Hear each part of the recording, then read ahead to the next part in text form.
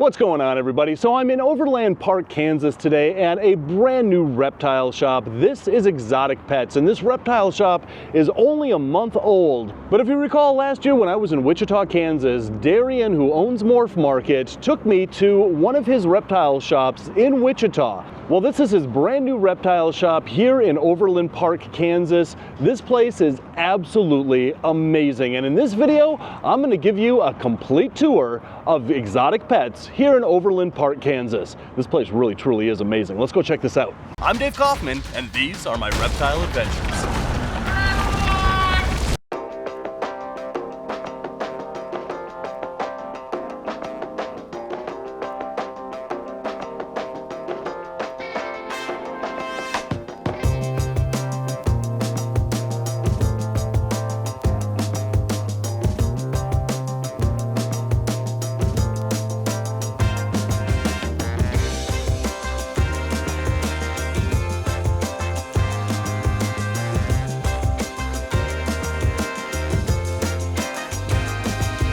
So this is Jess, the general manager of Exotic Pets, and this is the brand new store here in Kansas City. I mean, look at this. I mean, I love the trees here. So as soon as like customers walk in the door, as they're doing now, they're greeted by like this forest environment, which is really cool. What was this before? It was an auto parts store. It was an O'Reilly's. Yeah. Yes, and thankfully because it was an O'Reilly's, this is by far our biggest location.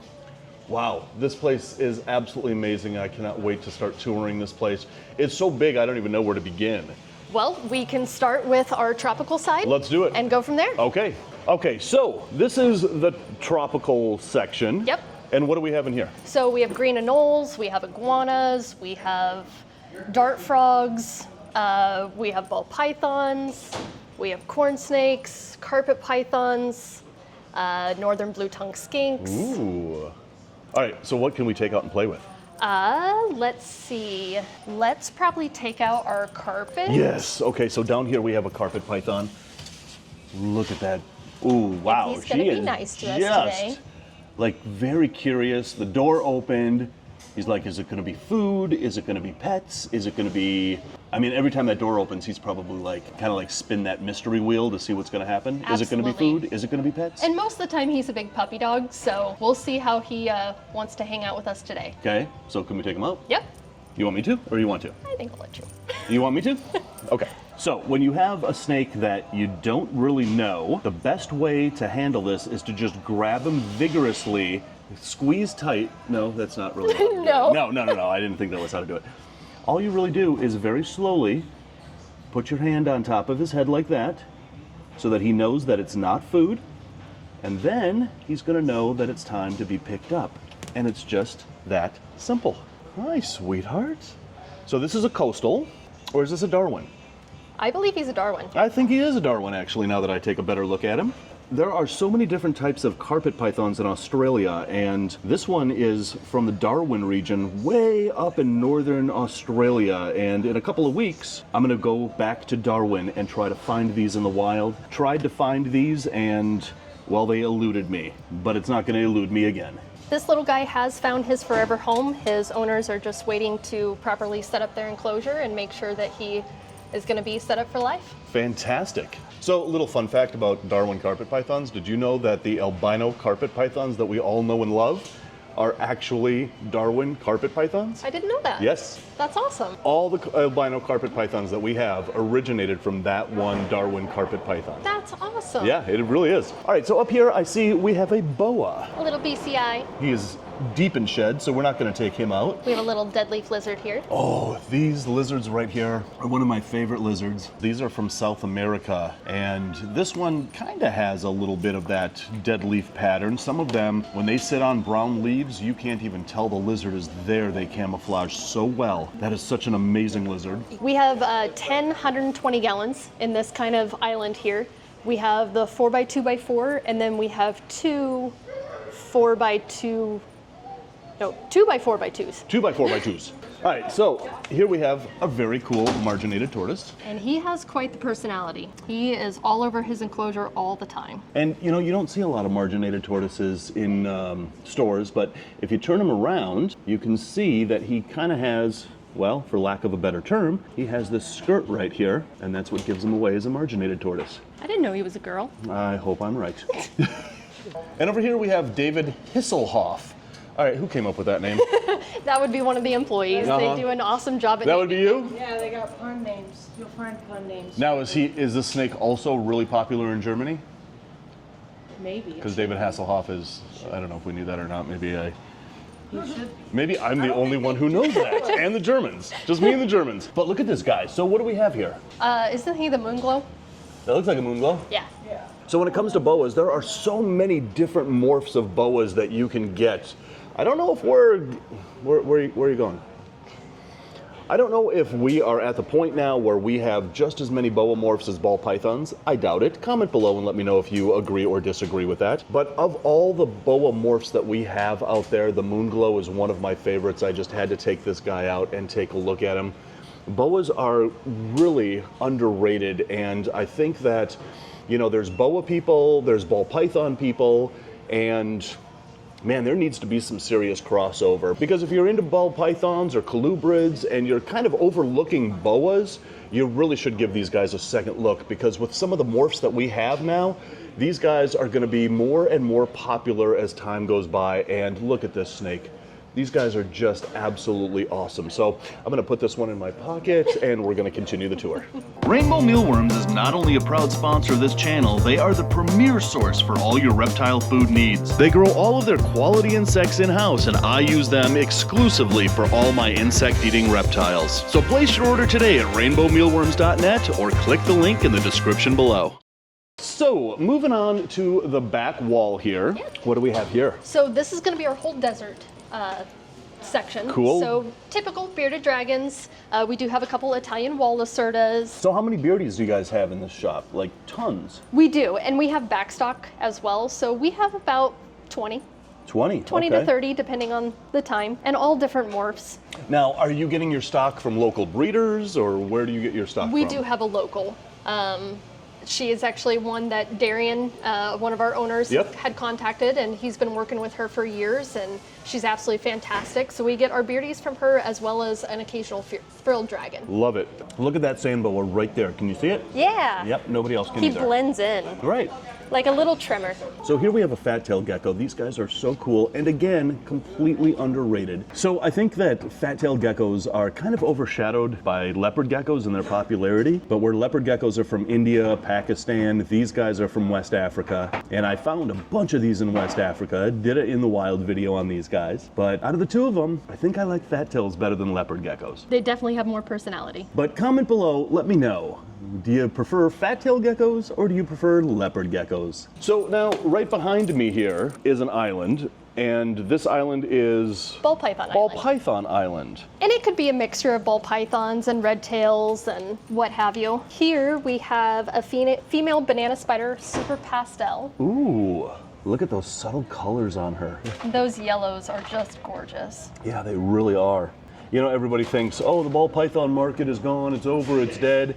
And I keep telling people it hasn't even started yet. I mean, we are in its infancy of what we can produce with all of the morphs that we have with ball pythons. So this island right here is Colubrid Island, and I assume you have colubrids here. Yes, Yeah, but yeah. also there are hognose in here that are not colubrids, but you know, they've got to go somewhere. That's right, that's right. So we got a little albino hognose snake here. These guys are so adorable. So look at this beautiful little hognose snake, a little baby albino hognose snake. Such a cute little dude. I mean, how can you just look at a hognose snake with that cute little upturned nose and not just fall instantly in love with these snakes? They look like they have a tiny RBF all the time. You're right, that's exactly right. I don't think RBF was a term when these were first described, so, but I think it's gonna stick now. These are RBF snakes. Yep. Yeah, all right, so over here, oh, wait a minute. We have got to stop and pay homage to the bull snake. Bull snakes are my favorite colubrids. I still work with these. These were like my passion for so many years, and you always got to stop and look at the bull snake. So then, after we go through Tropical Island, Desert Island, Colubrid Island, Ball Python Island, and Gecko Island, we've got all the dry goods over here, but we've got some enclosures over there we've got to check out, and then we're going to wind up right there at that enclosure because there's something in there that I just can't wait to show you guys. But then you have this whole other section back here. Let's go see what's back there. All right. Back here is going to be our aquatic section. Morph Market is the #1 online marketplace for all your reptiles and amphibians. You can search through over 60 categories to find your perfect new pet, whether it's the latest boa constrictor morph or your 150th crested gecko. It's all right here at one place, Morph Market. And then back over there is what I like to call our imagination station, where you get to plan and put different wood pieces and rock pieces into what you would like to have your tank look like. Okay, now that is really ingenious. First of all, there's tortoises here, but let's go play with some wood. We'll come back to the tortoises, don't worry. Okay, so this is so ingenious. Look at this. And that way you can start to actually put things together and say that maybe you want your tank to look something like that. Wow, and then you have all the pieces that they can design here. They can go on the shelves, they can buy those pieces, they can go home and they know exactly how those pieces are going to fit together in their terrarium. And it's really fun. Yeah. All right, and then we have an aquatic section back here where we have all sorts of fish. That's called an orange cactus pleco. I really know quite a bit about fish, and that's how I know that that's an orange cactus pleco. What did you say it was? Orange cactus pleco? Cactus. Yeah, yeah. So that's how I know that that's an orange cactus pleco. I've never heard of that thing before in my life. All right, moving on. Then we do have our very cool green tree enclosure. Oh, now this is amazing. Look at this. We've got misters coming down from the top, all of these vines. There's a river system going through this enclosure here. This is amazingly awesome. There are little fish in there. There are little fish in there. They're hiding. I mean, for an emerald tree boa enclosure, this is absolutely amazing. And these vines are exactly what we look for out in the wild. Like when I was in Suriname, you'd look for vines like this, and this is where you would see all of your emerald boas because they're using these vine systems as highways. And it is so cool that you have this entanglement of vines for them. For that little dude right there. And they don't ever come out of the canopy. They stay up there all the time. That is their happy place. That is their happy place. And you have just the two northerns in here? Correct. You guys just go so above and beyond with everything that you're designing in these shops. Thank you. It's not a reptile shop, it's an experience. Yes. It's not just a place that sells animals. We want you to come in and have an experience. Well, I'm certainly having an experience here. This entire enclosure just takes me right back to Suriname. This is awesome. We do actually have a 40-gallon breeder down here as well that's connected to the entire thing. Oh, sorry, it's a 120. And you can see Colby down here trying to feed our fire eel. Oh, look at this. So we've got this tank down here that acts as a reservoir, and there's a fire eel in there? Yeah, a very big one, but she's very shy. She's a little new. Wow. But she's over 2 feet. And then we have a large Enlachiri viper right down here. Oh, this is just amazingly cool. We're slowly getting more. We're supposed to get a tiger shovel nose and a few other awesome oddballs. That looks also like almost like a wolffish. Right. Yeah, they are very dinosaur-like. Yeah. Very old school fish. Yeah, all right. Primitive. So this is amazing. So not only can these emeralds, kind of wander around, drink from the river, you also have this reservoir down here, this tank down here with some really cool eels and fish in there. So real quick question for you. Is it still a fire eel if it's in the water? An aquatic fire eel. Okay, all right, fine, all right. So as promised, here's the tortoises. In the center of this shop, so here's the main room of the shop. Back here, you've got this whole huge pen for, of course, these amazing sulcata tortoises. And so are these rescues or? They are all 3 rescues. All 3 rescues. We have named them Apples, Bananas, and Cabbage. Gotcha. We don't know all of their stories. Apples, that is currently coming out of her hide. We do feel like she maybe has some canine damage to her shell. You can kind of see it off to the side there. She did wind up in somebody's backyard and they had no idea what to do with her. Oh no. They searched for her home for quite a while and was unable to find it, so they surrendered her to the store. See, this is the problem, is that there are a lot of people who, let's face it, are just irresponsible pet keepers, and the problem is that it makes all of us responsible pet keepers look bad. Yep. and it's really sad. These guys are so cute as babies, but people do not do enough research on them and realize how big they are and how destructive they are. 100%. These guys will go right through your drywall. All right, and then we're gonna look at this one last, but I just want to point this section out. And this was kind of your design here, wasn't it? It was. So we've got these chairs here, and comfy looking chairs actually, where you can just kind of sit, chill out, and kind of look at these enclosures as a work of art, which is really cool. And not a lot of places have this kind of, they want you in, they want you to make your purchase, and they want you out. I want people to come and sit down and be comfortable and have this be a place that they can just come and watch the animals. Yeah. If you want to come and sit and work on your computer in these chairs, I don't care. Just come and hang out. So you guys should open like a coffee shop where people can get a cup of coffee, sit in these chairs. I mean, people are charging like $15 to $25 for a 12-ounce cup of coffee nowadays. You guys could, I'm gonna talk to Darian about that. Yeah. We could also make it boozy coffee. Right? Right? The sky's the limit. Yes. Coffee and reptiles. But you can sit here and just stare at this iguana. And imagine that you are in South Florida at a park, sitting in a comfy chair, checking out this green iguana. All right, and so moving on, we've got this really amazing enclosure right here. Who do we have in here? This is Toothless, our black dragon. He actually just had his head out of there, but we're actually going to try and feed him here. Yeah, let's do it. What do you got for him? So we got some shrimp, some tilapia. Shrimp and tilapia. Shrimp and tilapia. Okay, and why toothless? Because he's a black dragon, and Oh, because of The to movie. train your dragon. and we are currently trying to train him. As you can see, Sean has an indicator for him. Yeah, all right. Look at that. So explain to us what you're doing here. So this is just a simple target training method.